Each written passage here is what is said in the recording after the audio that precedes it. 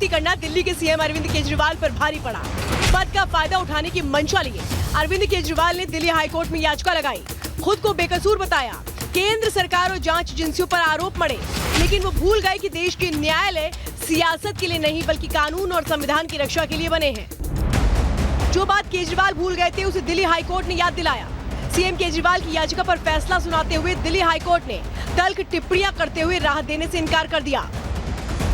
इस दौरान हाईकोर्ट ने केजरीवाल को झटका देते हुए कहा कि जांच एजेंसी की ओर से जुटाए गए सबूतों से पता चलता है कि केजरीवाल ने दूसरे आरोपियों के साथ मिलकर पूरी साजिश रची। चलिए 10 पॉइंट में आपको बताते हैं कि आखिर कैसे हाईकोर्ट ने केजरीवाल की मुश्किलें बढ़ा दी। हाईकोर्ट ने कहा कि याचिका जमानत के लिए नहीं बल्कि हिरासत को चुनौती देने के लिए है। कोर्ट ने कहा कि सबूतों से पता चलता है कि केजरीवाल आपराधिक आय जुटाने में सक्रिय थे। साथ ही कोर्ट ने यह भी कहा कि सबूतों के आधार पर ही केजरीवाल को गिरफ्तार किया गया। गवाहों के बयान अदालत के समक्ष दर्ज किए गए। जांच किसी व्यक्ति की सुविधा के मुताबिक नहीं चलती। कोर्ट ने कहा कि केजरीवाल की चुनाव की घोषणा के बाद हुई गिरफ्तारी वाला तर्क गलत है। ईडी के पास सबूत है कि गोवा चुनाव में मनी ट्रेल का पैसा लगा। कोर्ट ने साथ ही कहा कि जांच और पूछताछ में सीएम को भी विशेष छूट नहीं दी जा सकती। वीडियो कॉन्फ्रेंसिंग वाली दलील को भी कोर्ट ने नकार दिया। जज कानून से चलते हैं, राजनीति से नहीं। हमेशा ईमानदारी की बात करने वाले दिल्ली के मुख्यमंत्री अरविंद केजरीवाल पर हाई कोर्ट की ये टिप्पणियां बता रही हैं कि ईडी किसी के दबाव में नहीं बल्कि कानूनी दायरे में रहते हुए पूरी जांच कर रही है। सारे सबूत होने के बावजूद ईडी ने केजरीवाल को डायरेक्ट गिरफ्तार नहीं किया। कुल 9 बार समन भेजे, जांच में सहयोग की अपील की, सीएम की पद की गरिमा भी रखी, लेकिन केजरीवाल जांच से भागते रहे, राजनीतिक साजिश का आरोप लगाते रहे। अब जब हाईकोर्ट से केजरीवाल को फटकार लगी है तो बीजेपी ने आम आदमी पार्टी पर करारा प्रहार किया है।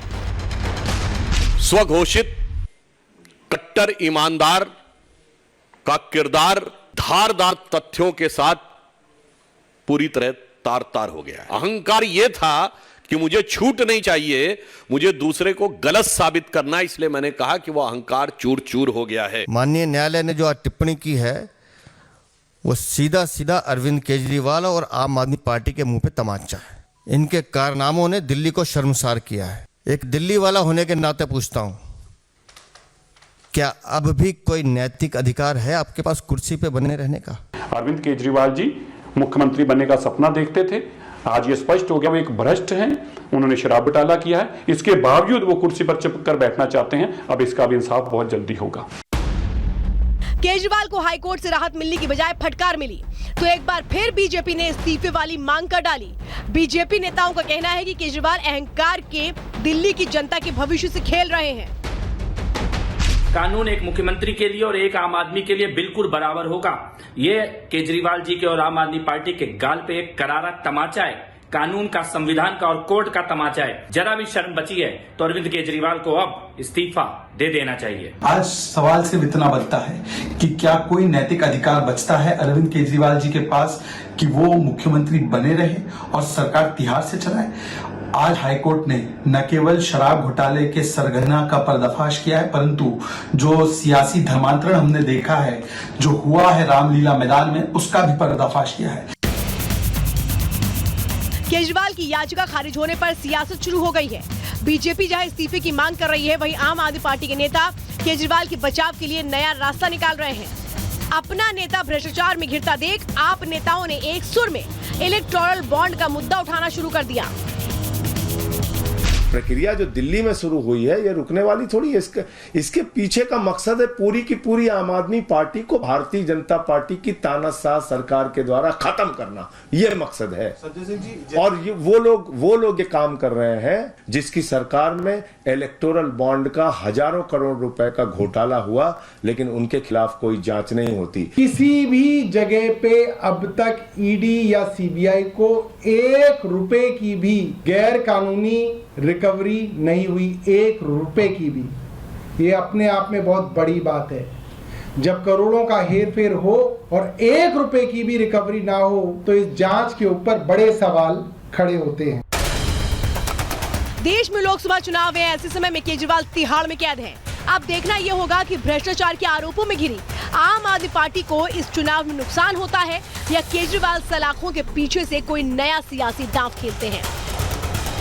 Bureau report, Republic Bharat. तो मैं अपनी सहयोगी सृष्टि के पास जाऊं, उसके पहले आपको एक वीडियो दिखाते हैं जो खूब वायरल हो रहा है।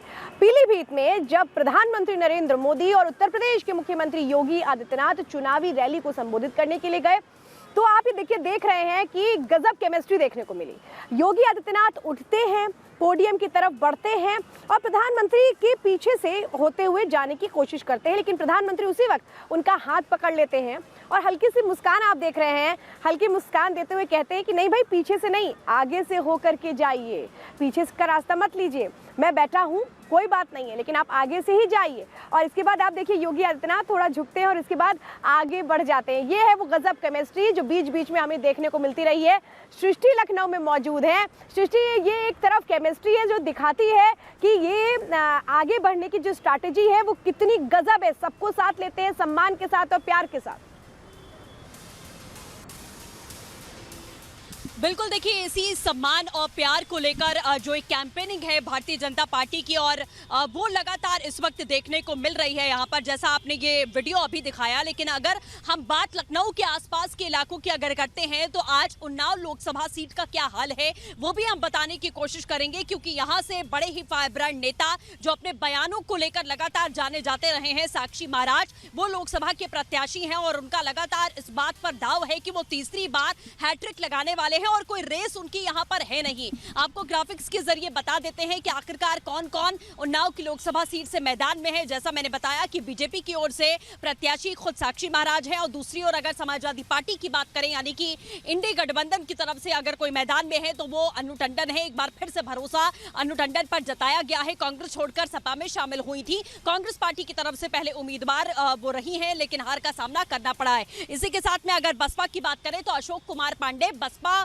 की ओर से प्रत्याशी बनाए गए हैं। लेकिन साक्षी महाराज का सीधे तौर पर यह कहना है कि यहां पर कोई रेस या फिर कोई लड़ाई है ही नहीं, बल्कि सिर्फ मार्जिन इतना देखना है कि जीत कितने लाख वोटों से होने वाली है। देखिए इस रिपोर्ट में।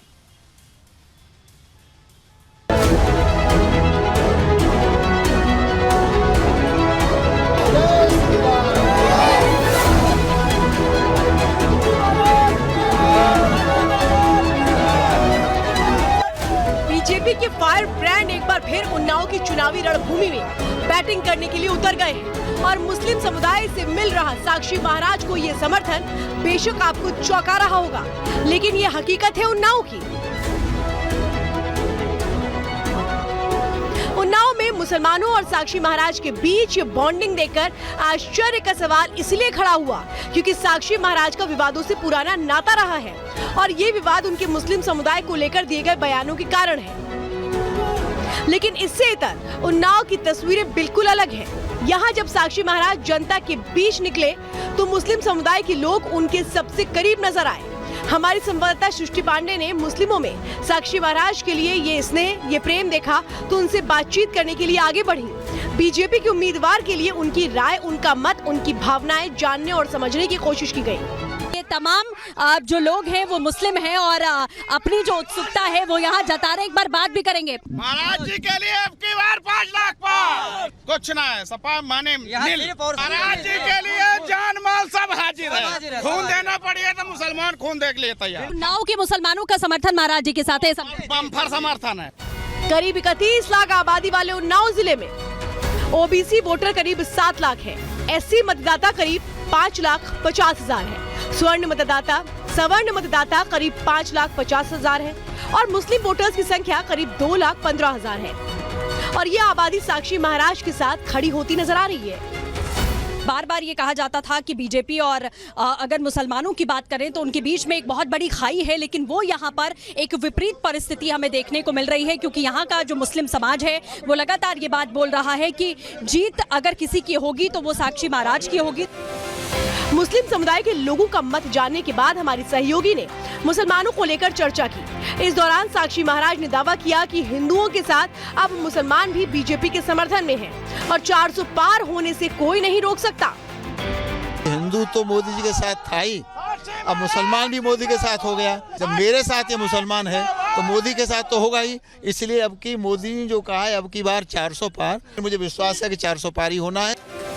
रिपब्लिक भारत संवाददाता ने मुस्लिम समुदाय पर साक्षी महाराज से चर्चा को आगे बढ़ाया। जिसमें साक्षी महाराज ने दावा किया कि विरोधियों ने एजेंडे के तहत भ्रम फैलाने की कोशिश की है। अगर 19-20 लाभ हिंदुओं को मिला तो 21 मुसलमानों को मिला, इसलिए मुसलमानों का हृदय पूरी तरह से बदला। कट्टरवादी जो छवि है उसके बावजूद भी मुस्लिम साथ। हिंदू राष्ट्र को या हिंदू धर्म को मानने वालों की जो संस्कृति है, सर्वे भवन्तु सुखिनः, सर्वे सन्तु निरामया, सर्वे भद्राणि पश्यन्तु मा कश्चित् दुःखभाग् भवेत्, ये संस्कृति है। सृष्टि पांडे ने साक्षी महाराज से हर वो सवाल किया जिस पर वो आज तक घिरते आए हैं, उन मुद्दों पर बात की जिन्हें लेकर उन पर सवाल उठते रहे हैं।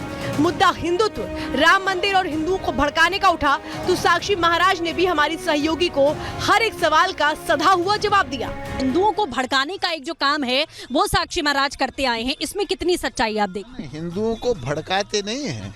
हिंदू राष्ट्र की बात तो विभिन्न तरीके से इस देश में मांग उठती रही है, लेकिन 22 जनवरी को जब प्रभु श्री राम के मंदिर की रामलला की प्राण प्रतिष्ठा हो गई तो मुझे लगता है राम राज्य की स्थापना हो गई। लखनऊ और कानपुर सटे उन्नाव सीट खासकर राजनीतिक अहमियत रखती है। साक्षी महाराज यहां से लगातार दूसरी बार सांसद हैं और अब हैट्रिक लगाने के लिए पुरजोर कोशिश कर रहे हैं। इसमें उन्हें महिलाओं का भी साथ मिलता नजर आ रहा है। क्या कह रही है, कौन जीतेगा? मोदी सरकार। मोदी सरकार। क्यों जीतेंगे? क्या लग रहा है? मोदी सरकार। क्या मिल रही है? हाँ, सब गैस सिलेंडर मिल रहा है? हाँ, मिल रहा है।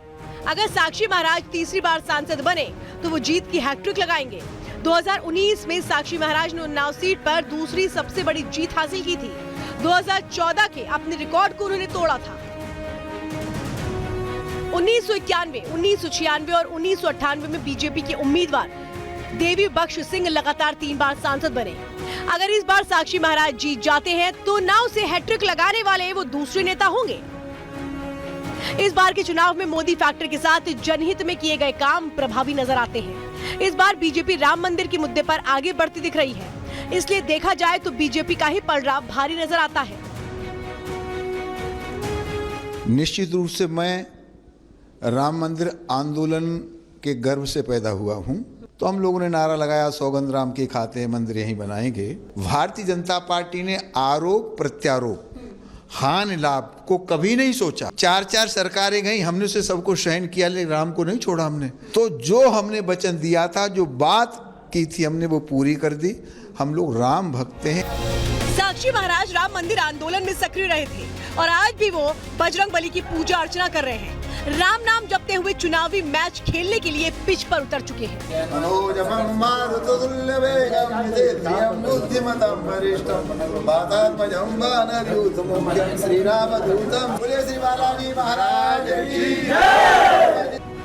सपा उम्मीदवार अनु टंडन साक्षी महाराज हैट्रिक ना लगा पाए, इसके लिए कड़ी मेहनत कर रही हैं। तो दूसरी तरफ साक्षी महाराज भी न सिर्फ उन्नाव सीट से 5 लाख पार का नारा लगा रहे हैं, बल्कि योगी आदित्यनाथ के मिशन 80 को लेकर भी दम भर रहे हैं।